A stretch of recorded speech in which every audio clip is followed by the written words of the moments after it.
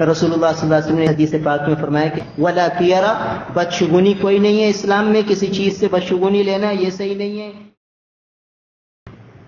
اس زمانے میں لوگ کیا کرتے تھے، سفر پر جانے سے پہلے وہ کسی پرندے کو اڑاتے تھے، اگر وہ دائیں طرف اڑ جاتا سیدھے ہاتھ کی طرف تو کہتے ہاں بھائی سفر میں جانا چاہیے، فائدہ ہوگا، خیر ہوگی، اور جاتے تھے سفر میں۔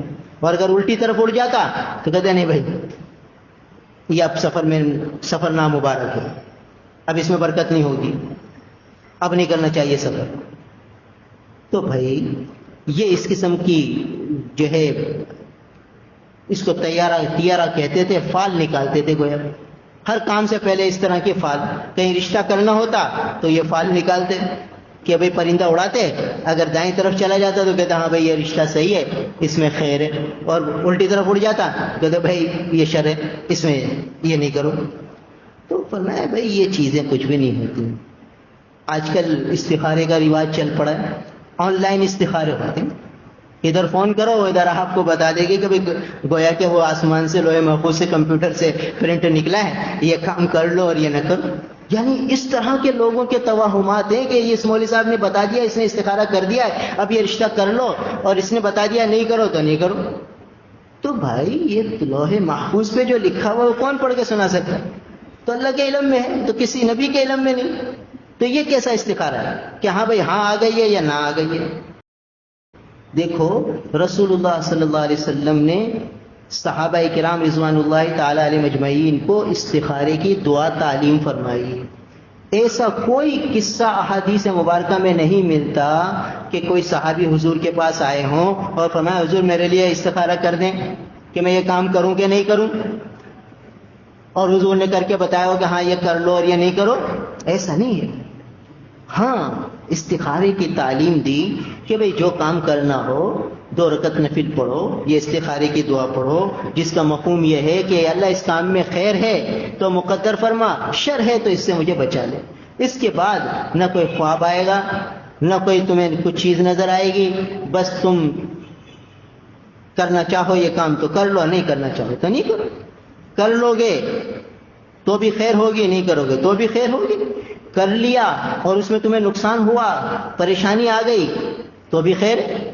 اب آدمی یہ سمجھتا ہے کہ بھئی خیر صرف وہ ہے جو میری طبیعت کے مطابق ہو، میری مزاج کے مطابق ہو، میری خواہش کے مطابق ہو، وہ تو خیر ہے، اور جو میری خواہش اور مرضی کے خلاف ہو وہ شر ہے، وہ نقصان ہے۔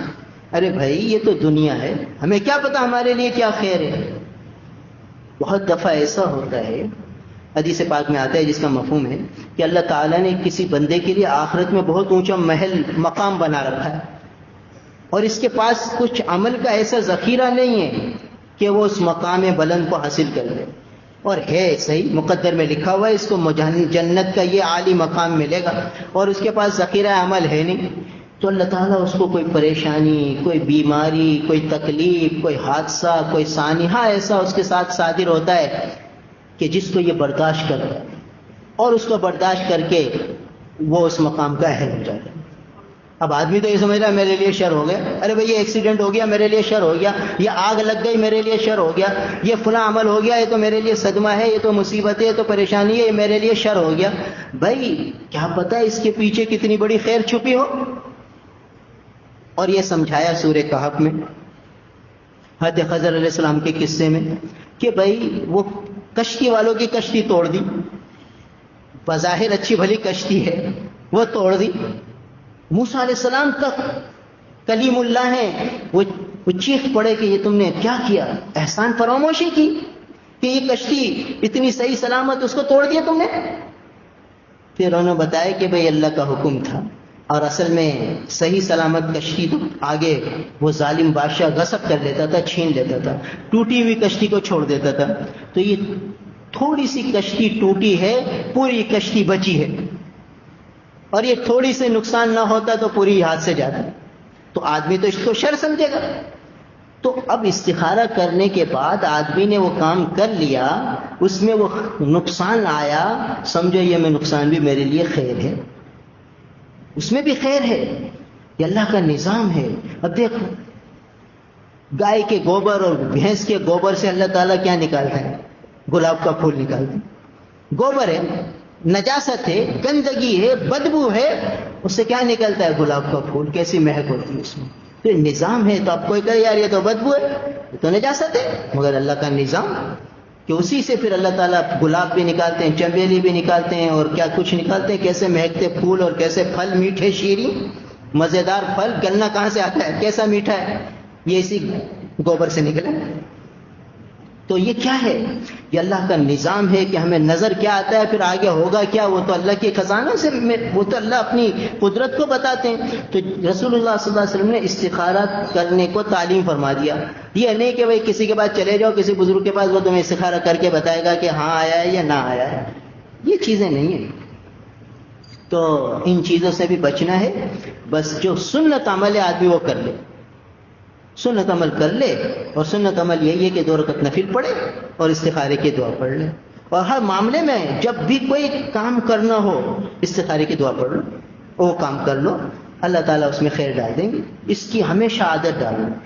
گھر کے بچے کو اس کی عادت ڈلواؤ.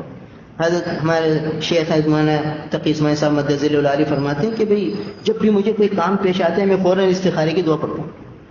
کہیں جانا ہوتا ہے تو استخارے کی دعا پڑھتا ہوں، کوئی اور کام کرنا ہوتا ہے استخارے کی دعا پڑھتا ہوں. اللہ تعالیٰ پھر خیر کے راستے بنا دیتے ہیں. تو بچے کو یہ تعلیم ہو. ارے بھائی تم امتحان دے رہے ہو، استخارے کی دعا پڑھو. بھائی تم نانی کے گھر جا رہے ہو، استخارے کی دعا پڑھو کہ نانی کے گھر جانا مناسب ہے ابھی کہ نہیں. پھر چلے جاؤ استخارہ کر کے. کہیں بھی تمہیں جانا ہے تم استخارے کی دعا پڑھو، پھر چلے جاؤ. تو بچے کی ذہنوں میں یہ بات بیٹھے گا ہمیں استخارہ کر کے ہر عمل کرنا. اللہ سے دعائیں. استخارہ کیا ہے؟ اللہ سے مشورہ نہیں، اللہ سے خیر طلب کرنا. لوگ سمجھتے ہیں اللہ تعالیٰ سے مشورہ ہے، پھر اللہ تعالیٰ ہمیں مشورہ دیں گے کہ یہ کر لو، اور مشورہ کسی اشارے کی شکل میں آئے گا، وہ اشارہ ہم سمجھیں گے اور پھر اس پر عمل کر لو. کتنے لوگ بیچارے آتے کہتے کچھ یہ خواب نظر آیا، ایک خواب نظر آیا، تو ہم کہیں گے کہ بھئی اب ہم جو چیز بتائیں گے وہ حق ہو جائے گا. تم کہو مفتی صاحب نے بتایا، ہمیں کیا بتا. اب وہ بتا دیتے ہیں لوگ، اور وہ سمجھتے ہیں کہ بھئی یہ جس نے حضرت نے بتا دیا تو یہ صحیح ہو گیا. نہیں بھائی، کوئی حقیقت نہیں بتا سکتا کہ حقیقت کیا ہے. اس لیے یہ استخارہ ولا تیارہ یہ بھی بتا دیا کہ یہ جو ہے بدشگونی لینا یہ بھی صحیح نہیں کہ پرندے اٹھا کر یہ کرو کہ بھئی ادھر جانا ہے، ادھر پرندہ ادھر نکلا تو یہ حکم ہوگا، اور ادھر نکلا تو شر ہوگا، ادھر نکلا تو خیر ہوگا. اس کا کوئی اعتبار نہیں. ہمارے معاشرے میں وہ کہ کہیں جا رہے ہیں، کالی بلی راستہ کاٹ گئی تو کہتے کالی بلی راستہ کٹ گیا اب نقصان ہوگا. اور کوئی ہو گیا نقصان تو کہتے ہیں یار وہ ایسا ہوا تھا، صبح میں نکلا تھا تو وہ بلی نکل گئی تھی سامنے. اور عورتوں میں یہ مشہور ہے کہ بھئی جس گھر میں بلی روئے گی وہ اس میں موت آئے گی، اس میں موت ہوگی، نقصان ہوگا، پریشانی آئے گی. اور یہ تصور ہے. تو یہ ساری چیزیں اس کی نفی کی جا رہی ہے کہ یہ توہمات پرستی ہمارے دین میں نہیں ہے. ہمارا دین تو اللہ سے ہونے کو بیان کرتا ہے. ہر معاملے میں اللہ کی طرف نگاہ ہو.